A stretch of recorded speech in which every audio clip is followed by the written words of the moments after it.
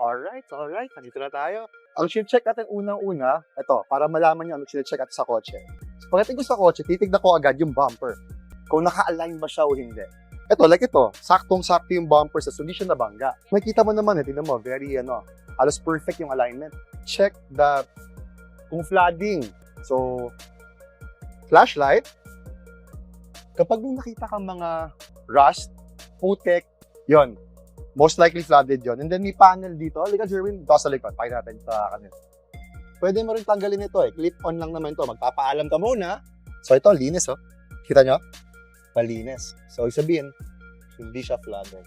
Yeah.